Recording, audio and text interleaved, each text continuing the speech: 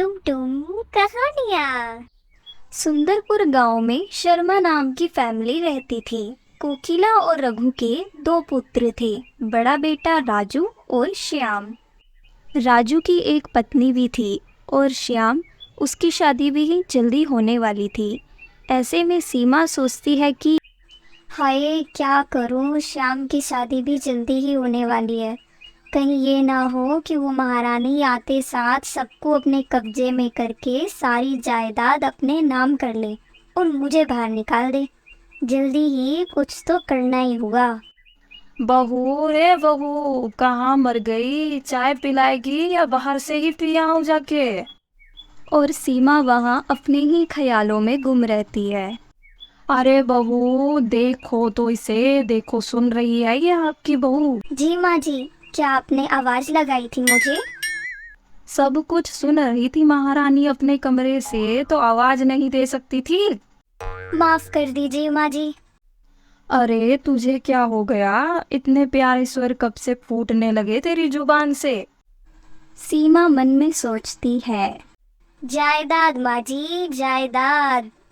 अरे मुंह क्या ताक रही है? जाके चाय लेके आ जा। जी माँ जी, अभी नहीं। अरे भाई, सुबह सुबह क्यों ढोल पे चिल्ला रही हो? आज ही तुम तो चुप करो। पहले दहेज लेने नहीं दिया, अब कोई काम नहीं करवाने देते महारानी जी से। सीमा, जल्दी खाना लेके आओ, लेट हो रहा है। जी लीजिए, लीजिए माँ जी आपकी चाय।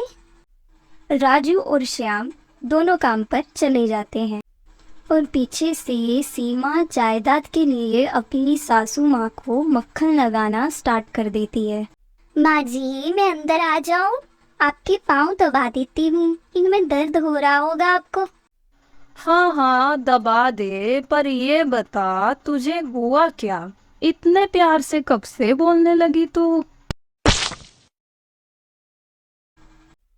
जायदाद माँ जी, जायदाद।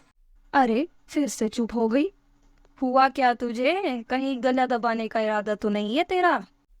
नहीं माँ जी, मुझे समझ में आ गया है कि बड़ों की सेवा ही हम छोटों को करनी चाहिए। ठीक है, तो दबाती रहे, अच्छे से दबाना। और अपने इन हाथों को नीचे ही रखना, कहीं ऊपर मेरे गले तक मत ले आई हो। क्या माँ जी, आप भी कैसी बातें कर रहे हो?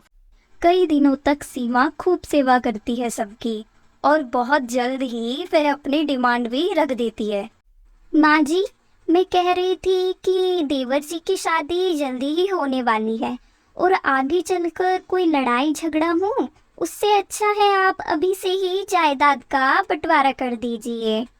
अरे तू तो अभी से ही जायदाद जायदाद बंटवारा करने लगी। छोटी को अभी आने तो दे, क्या पता वह घर जोड़ कर रखे। अरे माँ जी, आप कितनी भोली हो। वो आएगी तो थोड़ा ना आपको मुंह से बताएगी, अपनी हरकतों से ही बताएगी। इससे अच्छा आप पहले ही कर दीजिए। हाँ कह तो तू सही रही है सीमा। और माँ जी मैं बड़ी भी हूँ, आप लोगों की मैंने ज्यादा सेवा भी की है, तो आप मुझे हिस्सा भी थोड़ा ज्यादा ही दीजिएगा। ऐसा कहकर वो प्रॉपर्टी के कागज जल्द ले आती है और कोकिला के साइन करवाने ही वाली होती है कि उतने में टेबल पर पड़ी चाय प्रॉपर्टी के कागज पर गिर जाती है और सीमा की आंखें फटी की फटी रह जाती हैं। हे भगवान, पूरी मेहनत पर पानी फिर गया।